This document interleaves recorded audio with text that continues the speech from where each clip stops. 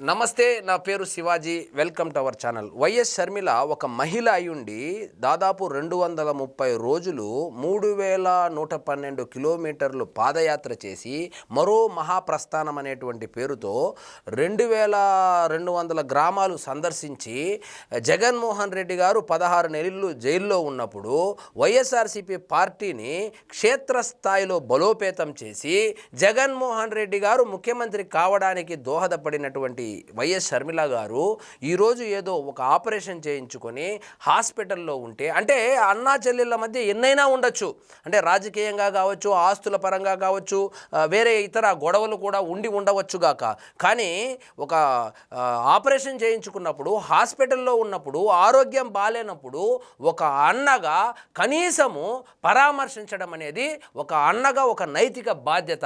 అది మర్చిపోయినటువంటి జగన్మోహన్ రెడ్డి గారు చెల్లెలు హాస్పిటల్లో ఉంటే చెల్లెలను కాదని చెప్పి ఆయన సీదిరి అప్పలరాజును పరామర్శించడానికి వెళ్ళాడు. సో సీదిరి అప్పలరాజు చేసినటువంటి ఘనకార్యం ఏమిటి?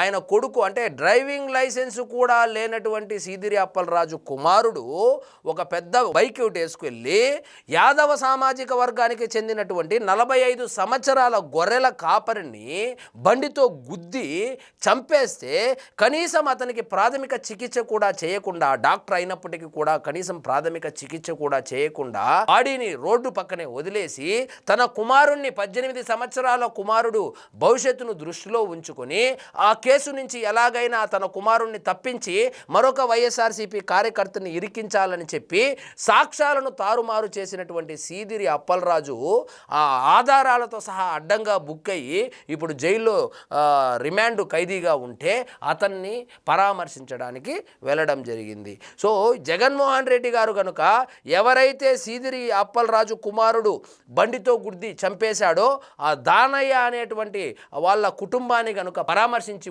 ఉంటే కొంచెం గౌరవంగా ఉండేది. సో బాధితులను పక్కన పెట్టి నిందితుడైనటువంటి సీదిరి అప్పలరాజును పరామర్శించడానికి వెళ్ళాడు. సరే, అది ఆయన మనస్తత్వము, పరామర్శించడానికి వెళ్ళాడు. ఒక పార్టీ అధ్యక్షుడుగా, ఒక పార్టీ నాయకుడు ఎటువంటి తప్పులు చేసినా కూడా వెనకేసుకుని రావాలా, వాళ్ళను ప్రోత్సహించాలనేటువంటి మెంటాలిటీ ఉన్నటువంటి జగన్మోహన్ రెడ్డి గారు సరే వెళ్తే వెళ్ళారనుకోండి. సో వైజాగ్ నుంచి జన సమీకరణ చేసుకొని బల ప్రదర్శన చేస్తూ వైజాగ్ నుంచి శ్రీకాకుళం వరకు రోడ్ షో చేసుకుంటూ ఈయనేదో పెద్ద వరల్డ్ కప్, క్రికెట్లో వరల్డ్ కప్ కొట్టినట్టు, లేకపోతే ఏదైనా ఒలింపిక్స్లో గోల్డ్ మెడల్ సాధించినట్లు అభివాదం చేసుకుంటా వెళ్ళడమే కాకుండా అక్కడ విధి నిర్వహణలో ఉన్నటువంటి పోలీస్ ఆఫీసర్లు ఎవరైతే ఉన్నారో వాళ్ళ మీద చేయి చేసుకునే వాళ్ళ కార్యకర్తలు ఎవరైతే ఉంటారో, రప్ప బ్యాచ్ ఎవరైతే ఉన్నారో ఆ ఆడవాళ్ళని చూడకుండా, మహిళలను కూడా చూడకుండా చేయి చేసుకోవడము, సో రచ్చ చేయడము, ట్రాఫిక్ జామ్ చేసేసి నిన్న రచ్చ చేసి, అసలు జగన్మోహన్ రెడ్డి గారికి జైల్లో ఫార్మాలిటీస్ తెలియదా? ఆయన దాదాపు 16 నెలలు అంటే 480 రోజులేమో జైలు జీవితం గడిపి వచ్చారు కదా. 5 గంటలకు పైన ఎవరు వెళ్ళినా, సాక్షాత్తు ముఖ్యమంత్రి వెళ్ళినా కూడా ములాఖత్కు అనుమతించరు. అలాంటిది నువ్వు మాజీ ముఖ్యమంత్రి, ఇప్పుడు ప్రతిపక్ష హోదా కూడా లేదు, ఒక ఎమ్మెల్యేవి, నిన్ను ఎలా అలో చేస్తారనుకున్నావు? సో సరే వెళ్ళావు, సో లేటుగా వెళ్ళావు, కావాలనే లేటుగా వెళ్ళాడులేండి. సో కావాలనే లేటుగా వెళ్ళాడు, సరే కుదరలేదు. ఆయన ప్రెస్ మీట్ పెట్టి మాట్లాడతాడు, సొంత చెల్లిని కూడా పట్టించుకోలేనటువంటి ఈయన ఎవరో సీదిరి అప్పలరాజు కొడుకు భవిష్యత్తు గురించి మాట్లాడుతున్నాడు. సో సొంత చెల్లెలకే, నీకు రాజకీయ భవిష్యత్తు ఇచ్చినటువంటి సొంత చెల్లెలకే భవిష్యత్తు లేదు.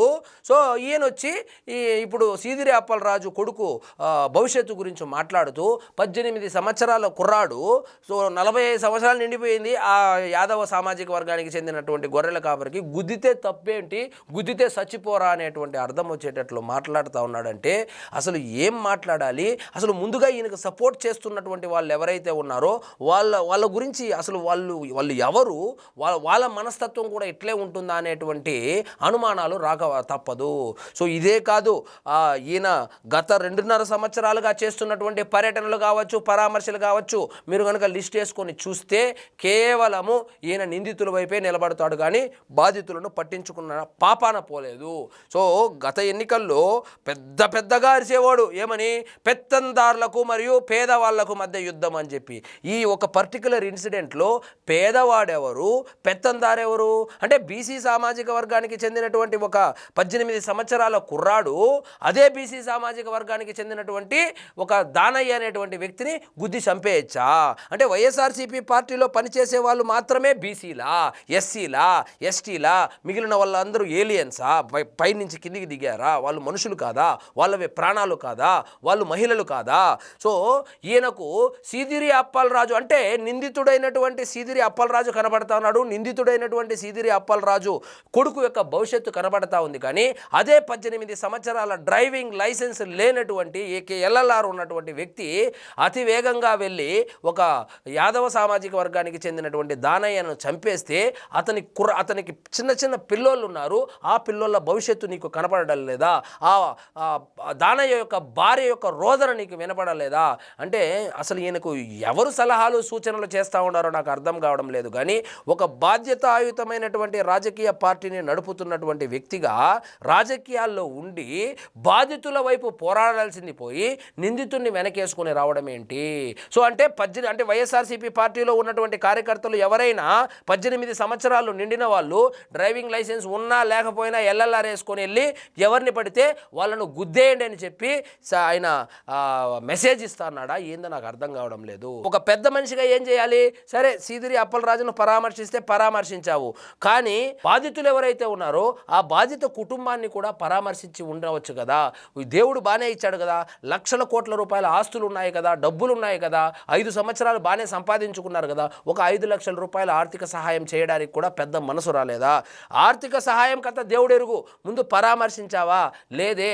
పరామర్శించకపోగా 45 సంవత్సరాల వ్యక్తి చనిపోతే తప్పేముంది, యాక్సిడెంట్ అన్నాక చచ్చిపోరా, గుద్దితే చచ్చిపోరా అన్నట్లు మాట్లాడుతూ ఉన్నారంటే నిజంగా మీరు ఒక రాజకీయ నాయకుడిగా అనర్హుడు అని చెప్పి నిన్నటి ఇన్సిడెంట్ చూస్తే ఇట్టే అర్థమవుతుంది. సో వైఎస్ఆర్సీపీ కార్యకర్తలు కూడా ఒకసారి గుండె మీద చేయి వేసుకుని ఆత్మ పరిశీలన చేయండి. దానయ్య కుటుంబం యొక్క పరిస్థితిలో మీ కుటుంబం ఉంటే ఇదే విధంగా జగన్మోహన్ రెడ్డి గారు ప్రవర్తిస్తే మీకు నచ్చుతుందా, లేకపోతే మీరు మెచ్చుకుంటారా? ఒకసారి ఆత్మ పరిశీలన చేసుకోండి. సో పార్టీలు కాసేపు పక్కన పెట్టండి, కులాలు కాసేపు పక్కన పెట్టండి. ఇద్దరు చిన్న చంటి పిల్లోళ్ళు పాలు కోసం ఏడుస్తూ ఉన్నాడు. నిన్న వీడియో చూస్తే కడుపు తరుక్కుపోతా ఉంది.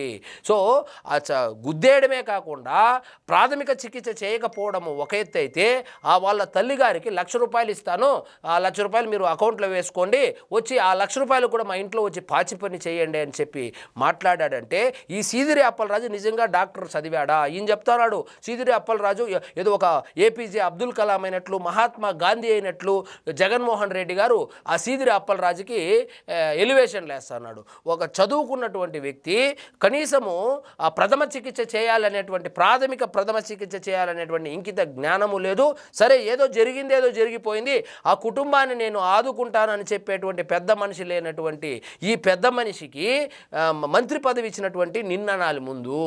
అంటే ఏంటంటే ఈ బాధితులని కాకుండా నిందితుల్ని ఎందుకు ఈయన వెనకేసుకుని వస్తాడంటే, బాధితురాలని పరామర్శిస్తేనో లేకపోతే ఆమె వెంట నడిస్తేనో ఈయన జగన్మోహన్ రెడ్డి గారికి ఏమి రాదు. అదే సీదిరి అప్పలరాజును కనుక వెనకేసుకొని వస్తే వచ్చే ఎన్నికల్లో ఒక నియోజకవర్గానికి ఒక 50 కోట్లు పెట్టుకోగలుగుతాడు, ఇంకొక వ్యక్తికి కూడా ఒక 50 కోట్లు పెట్టగలుగుతాడు. కాబట్టి మొత్తం ఈ జగన్మోహన్ రెడ్డి గారు ఆడేటువంటి నాటకాలన్నీ ఇట్లే ఉంటుంది. సో ఎవరైతే డబ్బులు ఉంటుందో, ఎవరైతే పోటీ చేసి ₹10 ఖర్చు పెట్టగలుగుతారో అలాంటి వాళ్ళనే సపోర్ట్ చేస్తాడు, అలాంటి వాళ్ళనే ఎంకరేజ్ చేస్తాడు. సో రేపు పొద్దున లోకల్ బడి ఎలక్షన్లో రాబోతుంది. సీదిరి అప్పలరాజును కాదని బాధితుల పక్షాన నిలబడితే సీదిరి అప్పలరాజు అక్కడ లోకల్ బడి ఎలక్షన్లలో హ్యాండ్ ఇస్తే సో పార్టీ ఎక్కడా లేకుండా పోతుందనేటువంటి ఉద్దేశంతో మత్స్యకారులను మచ్చిక చేసుకోవాలంట. ఆయన మత్స్యకారుడు అంటే మత్స్యకార సామాజిక వర్గానికి చెందిన వాళ్ళైతే బండేసుకుని వెళ్ళి యాదవ సామాజిక వర్గానికి చెందినటువంటి వాళ్ళను గుద్దేయచ్చా? అసలు ఏం మాట్లాడతాడో ఏం అర్థం కావడం లేదు. ముందు సీదిరి అప్పలరాజు కొడుకు భవిష్యత్తును ఏ విధంగా మార్చుకోవాలనే విషయం చాలా క్లారిటీతో ఉన్నాడు సీదిరి అప్పలరాజు. ఎలాగంటే సాక్ష్యాలను కూడా తారుమారు చేయగలిగాడంటే ఇంకా అర్థం చేసుకోండి. ముందు ఇక్కడ హైదరాబాదులో ఆసుపత్రిలో ఉన్నటువంటి మిమ్మల్ని ముఖ్యమంత్రిని చేయడానికి శతవిధాలా ప్రయత్నించి మిమ్మల్ని ముఖ్యమంత్రి చేసినటువంటి మీ సొంత చెల్లెలు, అంటే ఏదో పెదనాన్న చిన్నాన్న కూతురు కూడా కాదు, సొంతం రక్తం పంచుకొని పుట్టినటువంటి మీ సోదరి అయినటువంటి షర్మిల గారు ఆసుపత్రిలో ఉన్నారు.